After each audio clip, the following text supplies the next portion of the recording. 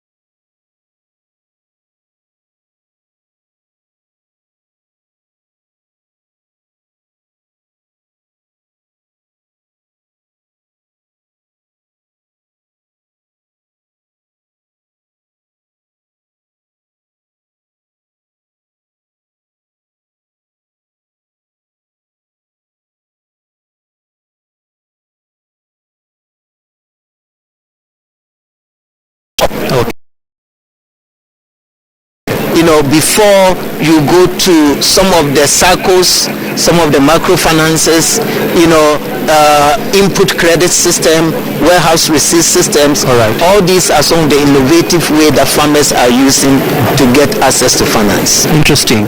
And perhaps what should delegates expect tomorrow? Of course, we understand tomorrow is the official opening. Yes. No, tomorrow is the official opening. The government of Kenya is hosting this conference, with Agra, and tomorrow we are expecting the president to be here. In the evening of the program, the first ever Africa Agriculture Prize is going to be awarded. We don't know who the recipient is. Tomorrow we are going to see the person. Any hints? No. I don't even know, because we have eminent committee members who are doing the selection, and tomorrow is when they will adore the first ever Africa Agriculture Prize. Is there some money to it? Yes. How much? It's a lot of money. Tomorrow we will get to know about it. All right. Yes. Maybe lastly, of course, many are asking the culmination of this conference, apart from the awards, are we likely to see heads of state come up with a resolution in terms of mainstreaming agriculture, in terms of financing? African Agriculture Green Revolution Forum is different from head of states meeting that makes declarations. Yeah. This one is unique in the sense that we bring, all people along the value chain of agriculture to dialogue on how to move on. So we can come up with action plans that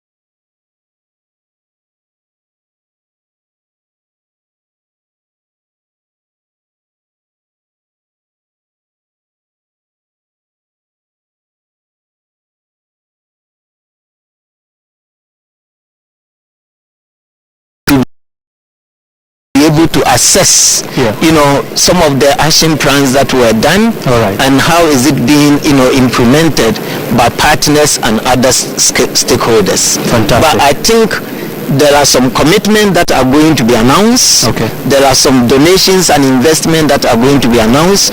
Those are some of the things that we need instead of declarations. Fantastic. Many thanks there. That is David Mayo, who works with the Alliance for Green Revolution of Africa, just speaking to us on some of the key aspects we expect from this particular conference. Of course, the underlying theme is the fact that agricultural funding still remains a challenge for Africa, and that there is need for more of money to be channeled towards this particular area.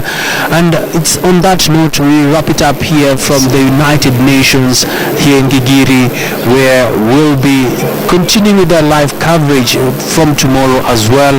Of course, lots of discussions. Tomorrow being the official day, we'll still be keeping our eyes on what transpires from this end. My name is Abiagina.